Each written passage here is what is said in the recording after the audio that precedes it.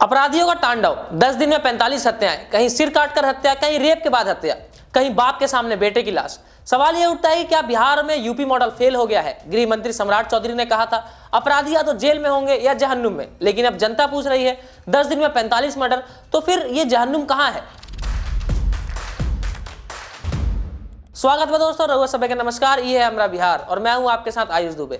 आज बात बिहार के बढ़ते अपराध की, जहां नए गृह मंत्री सम्राट चौधरी के आते ही अपराध का ग्राफ थमने की बजाय और बढ़ गया है। सवाल यह उठता है कि क्या यूपी मॉडल का वादा सिर्फ जुमला बनकर रह गया। आइए आंकड़ों और घटनाओं के जरिए समझते हैं कि बिहार में 10 दिनों में क्या क्या हुआ। दरभंगा के गोपालपुर में 26 साल के गोलू का सिर और धड़ अलग अलग जगहों पर मिला। पुलिस में जांच सामने आया, प्रेम संबंध के विवाद में गोलू की हत्या कर दी गई थी। 4 आरोपी गिरफ्तार हुए, जबकि 2 अभी भी फरार हैं। लोग पूछने लगे प्रेम का गुनाह इतना बड़ा है कि सिर काट देना इंसाफ हो गया। कैमूर के चैनपुर में 10 साल की शिवानी और 12 साल के सुधीर को बेरहमी से मार दिया गया। पिता का आरोप, पानी पीने की रंजिश में गांव के दबंगों ने दोनों की हत्या की। उसी दिन पटना में कारोबारी अशरफी राय को प्रॉपर्टी विवाद में दिन दहाड़े गोली मारी गई। गांव वालों ने 2 शूटरों को पकड़कर पीट कर मार डाला, यानी कानून का डर कहीं नहीं दिखता। सिवान के पचरुखी में युवती का अर्धनग्न शव मिला। परिजनों ने रात में खोज की, लेकिन पुलिस ने कहा जवान लड़की घूमने गई होगी।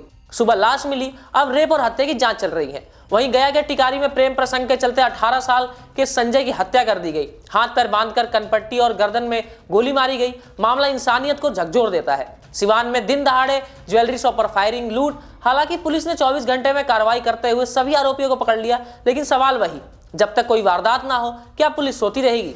20 नवंबर से 29 नवंबर के बीच बिहार में 42 से ज्यादा हत्याएं हुई, यानी हर दिन 4 लोगों की जान गई। यह आंकड़ा सरकार ने नहीं, मीडिया रिपोर्ट्स में सामने आया है। गृह मंत्री सम्राट चौधरी ने प्रेस कॉन्फ्रेंस में कहा था अपराधियों के लिए बिहार नहीं है, लेकिन अब विपक्ष पूछ रहा है तो फिर बिहार किसका राज है। सम्राट चौधरी के समर्थक कहते हैं सिस्टम में सुधार शुरू है, पर जमीन पर पुलिस लापरवाही और डर का माहौल साफ दिखता है। जो अपराधी है, चाहे वो किसी भी स्तर के माफिया हो, जमीन माफिया हो, बालू माफिया हो या शराब माफिया, इसको चिन्हित करने का काम किया जाएगा। उनके खिलाफ कार्रवाई की जाएगी। साथ ही साथ जो हमारे यहाँ जितने स्कूल कॉलेजेस हैं, पिंक पेट्रोलिंग के तर्ज पर सभी जगह कोई रोमियो घूम नहीं सके, कोई हमारी बहनों को छेड़ ना सके, बच्चियों को नहीं छेड़ सके, इसके लिए विशेष फोर्स लगाने का काम किया जाएगा। और सभी के छुट्टी पर, जब स्कूल कॉलेज में छुट्टी होगी तो विशेष तौर पर अभियान चलाकर वहां पर पुलिस फोर्स पर्याप्त उपलब्ध कराई जाएगी। अब सबसे बड़ा सवाल, गृह मंत्री सम्राट चौधरी क्या करेंगे। क्या यूपी की तर्ज में बिहार में नई शक्ति दिखाई जाएगी,